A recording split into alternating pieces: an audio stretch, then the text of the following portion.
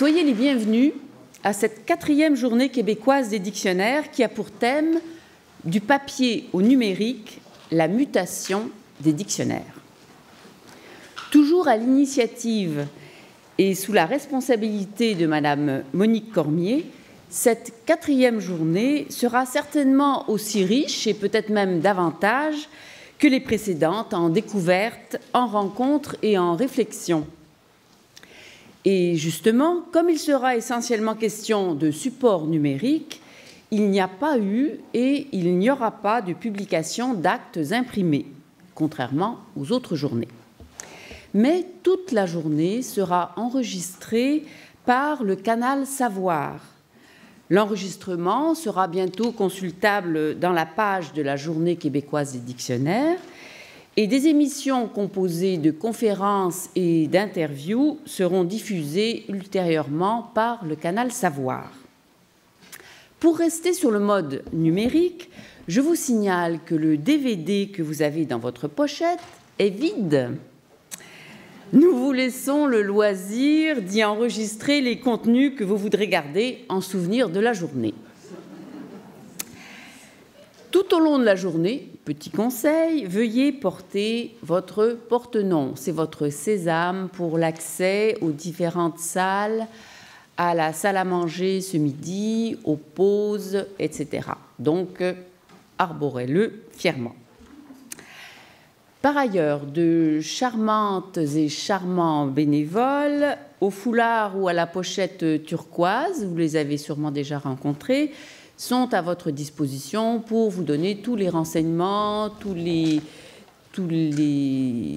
conseils dont vous aurez besoin concernant l'organisation de la journée. Alors n'hésitez pas à vous adresser à elle et à lui. Pour ouvrir officiellement le colloque, j'ai l'honneur de vous présenter Madame Monique Cormier, professeure titulaire et directrice du département de linguistique et de traduction de l'Université de Montréal, Monsieur Guy Berthiaume, président directeur général de Bibliothèque et Archives nationales du Québec, Madame Hélène David, professeure titulaire et vice-rectrice aux relations internationales à la francophonie et au partenariat de l'Université de Montréal, et Monsieur Gérard Boismenu, professeur titulaire et doyen de la Faculté des arts et des sciences de l'Université de Montréal. Madame Cormier.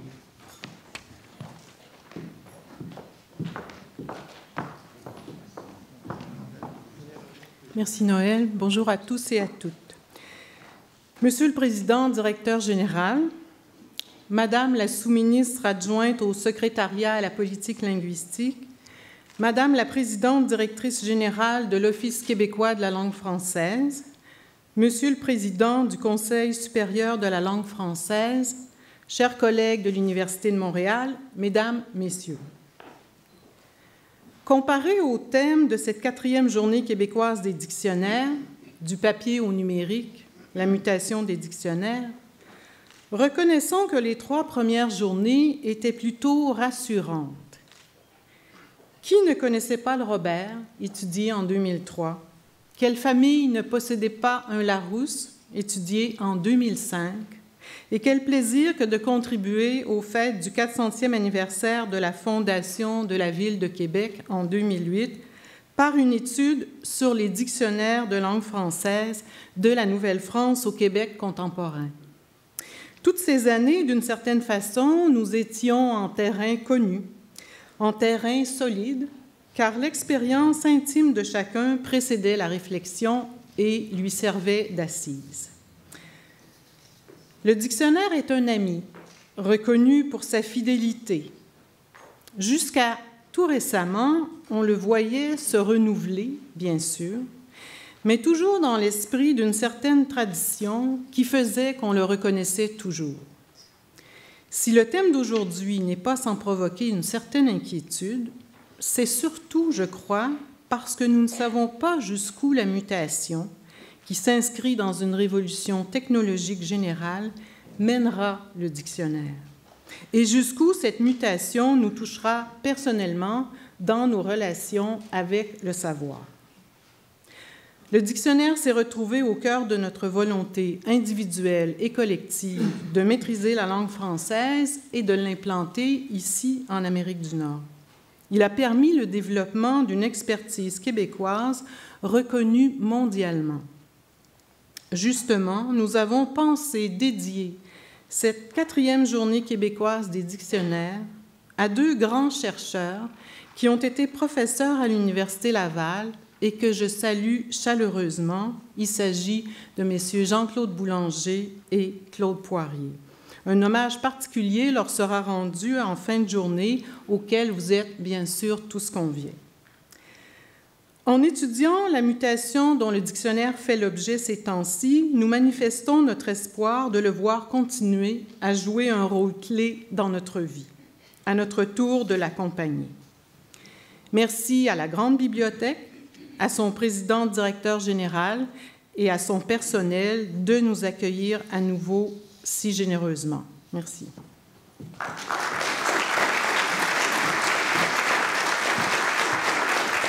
Merci, Madame Cormier. J'invite maintenant Monsieur Berthiaume à venir vous dire quelques mots.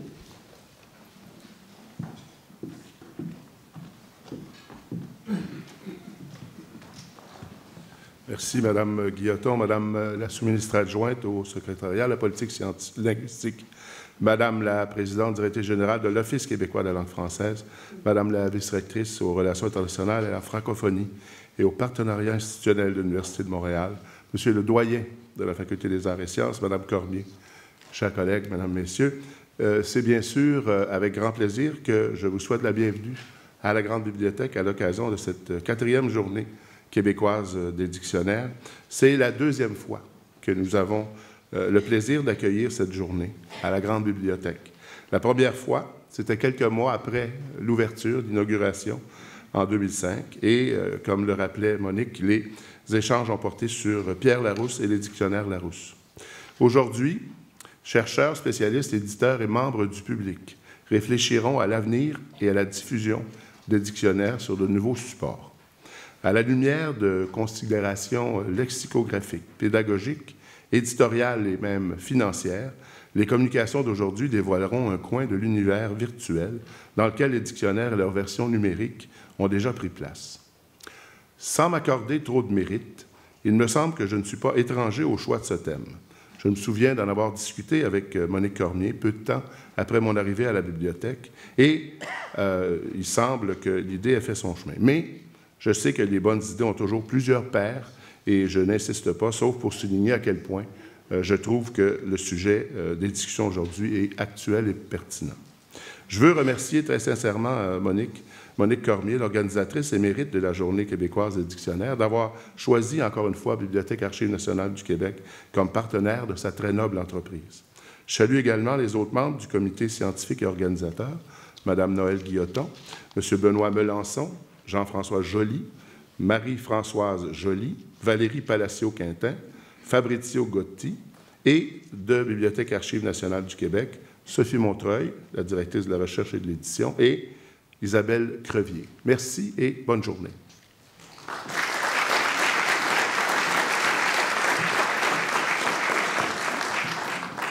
Merci, monsieur.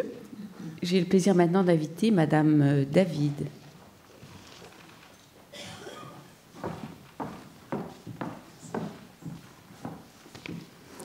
Alors, chers distingués invités, je ne reprendrai pas la nomenclature de tous nos distingués invités. Chers collègues d'ici, de France et d'ailleurs, il me fait très plaisir d'être ici aujourd'hui pour participer à l'ouverture de la 4e journée des dictionnaires, une journée qui rassemble de grands passionnés des mots de la langue française et surtout des lieux où sont répertoriés ces mots. Le thème du papier au numérique, la mutation des dictionnaires, nous conduit à réfléchir à la place qu'occupe le dictionnaire dans notre vie. Je viens d'une famille de mots. Ma mère était écrivaine, mon père écrivait beaucoup, et nous, les enfants, avons été élevés dans la passion des mots, de leur sens, de leur usage multiple et de leur épellation. À la maison, le dictionnaire avait sa place un peu partout, en de multiples exemplaires. À l'école, le dictionnaire, rangé dans nos pupitres, entre le précis de grammaire française et le Becherel, était un outil précieux pour choisir les mots de nos premières compositions et de nos dictées. À l'université, ce n'est plus un, mais bien des dictionnaires qui se sont installés sur ma table d'études. Dictionnaire de la langue française, dictionnaire de langue anglaise, grand dictionnaire de la psychologie, vocabulaire de la psychanalyse, vous verrez donc mes origines, ont en effet pris une place importante dans ma quête du savoir sur le comportement humain. Parler une langue, c'est confirmer une identité, quelle qu'elle soit. Un dictionnaire, c'est l'âme d'une langue, son passé tout autant que son présent et son avenir. J'ai passé ma vie à écouter les patients qui m'ont consulté en psychothérapie et en psychanalyse.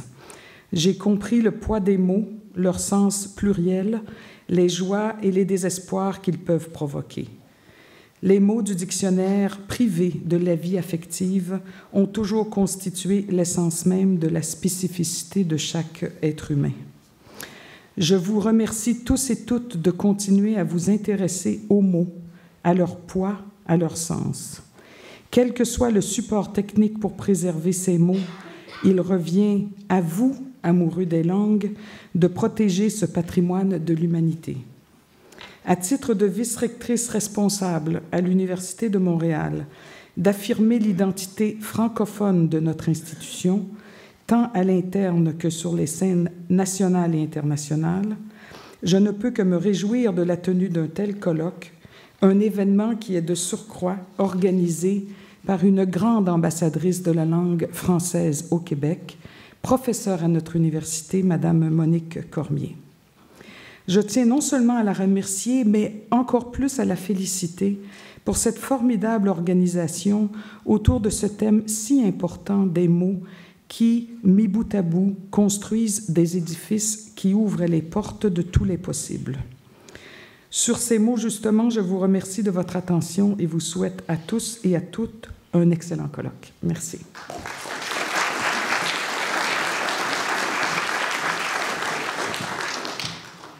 Monsieur Boismenu, la parole est à vous.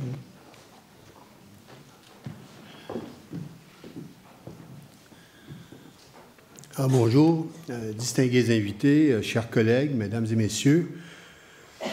Je suis très heureux de m'associer à cette journée des dictionnaires, ne serait-ce que pour souligner cette initiative qui est à sa 4e édition et en même temps pour souligner le travail enthousiaste, valeureux et toujours déterminé de Monique Cormier dans la réalisation de ce projet qui est sur la longue durée. Monique et moi, on a eu à se voisiner beaucoup ces dernières années. Monique étant associée à la direction de la faculté pendant un certain nombre d'années. Et Monique remarquait que sur ma table, souvent, il y avait un dictionnaire. Et elle me l'a fait remarquer, elle l'a mentionné. Et pour moi, le fait d'avoir un dictionnaire sur ma table, c'était pas, et ce n'est toujours pas un aveu de faiblesse à l'égard de la langue, mais c'est plutôt, je dirais, un témoignage de souci pour l'intérêt qu'on a dans la manière de s'exprimer, d'écrire et peut-être de mieux préciser sa pensée. Maintenant, avec le numérique, ce dictionnaire prend un caractère moins tangible et donc est moins visible, mais il n'est pas moins présent. En fait, la venue du numérique bouleverse beaucoup de choses dans nos vies au-delà du dictionnaire. Le numérique change largement les conditions de pensée. Ça ne donne pas plus d'idées, mais ça change les conditions de penser, de concevoir, d'écrire, de diffuser l'information et les messages, d'instrumenter et de donner des vecteurs sur la communication de quelque ordre que ce soit, et en même temps change les conditions pour commercialiser ou transiger sur des biens ou des objets. Bref, le numérique s'infiltre dans les pratiques que nous avons dans tous les champs d'intervention dans la société, que ce soit au plan intellectuel ou à d'autres plans. Le grand défi que nous avons, et c'est vrai pour non pas seulement le dictionnaire, mais c'est vrai pour tous les genres éditoriaux que nous avons l'habitude de maintenir et de diffuser. Je pense par exemple à la communication scientifique, je pense aux articles, je pense aux livres. Tout ça, effectivement, existe et continue à exister, mais le numérique nous pose des défis. Et pour le dictionnaire, nous, on a un défi, c'est-à-dire comment penser le dictionnaire dans un nouveau paradigme. Parce qu'il s'agit effectivement d'un nouveau paradigme, non pas qui exclut tout ce qui existait auparavant, mais au contraire, qui, en tout cas, bouleverse nos façons de faire et s'ajoute comme une autre couche dans la manière de travailler sur les contenus. L'expérience que j'en ai pour avoir monté le site érudit et la plateforme de diffusion des revues savantes au Québec, c'est que plus que jamais, les choix que nous avons à faire doivent être faits à l'intérieur d'une démarche interdisciplinaire. Nous ne pouvons pas nous contenter d'une seule expertise, d'une seule compétence, mais bien au contraire, il faut les diversifier, ne serait-ce que pour être efficace, mais en même temps pour utiliser au mieux ce que chacune des disciplines nous donne. Que ce soit l'éditeur, que ce soit le lexicologue, que ce soit l'informaticien, bref, toutes les équipes ont un rôle ou doivent atteindre une certaine forme d'interdisciplinarité pour être les plus performantes et, je dirais, les plus pertinentes. L'université a un rôle dans la préparation et dans la formation de cette interconnexion entre les disciplines. Et je pense que l'université joue ce rôle, des fois de façon un peu inconsciente ou à travers des initiatives personnelles, mais pas nécessairement de façon très bien organisée ou tout à fait consciente. Par exemple, Druide, avec Antidote, est né d'une collaboration très forte entre une formation en informatique, mais en même temps en travaillant avec des linguistes, des lexicographes, et c'est de cette rencontre qui est né le projet Druide, enfin, et qui l'a maturé. Et quand on regarde la composition de l'équipe de Druide, on se rend compte qu'effectivement, il y a beaucoup de ces compétences qui sont réunies.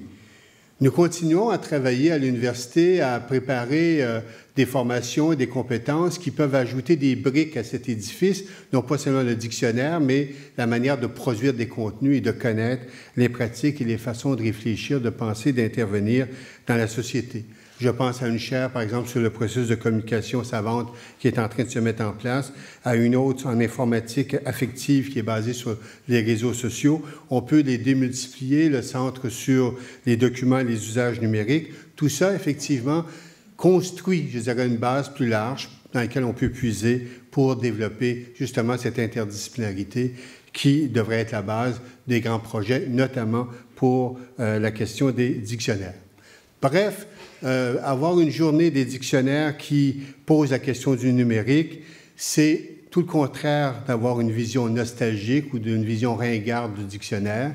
Je pense que c'est une façon de prendre à bras-le-corps le présent et en même temps se saisir de l'avenir. Et je vous souhaite donc un bon colloque pour les 2 prochaines journées.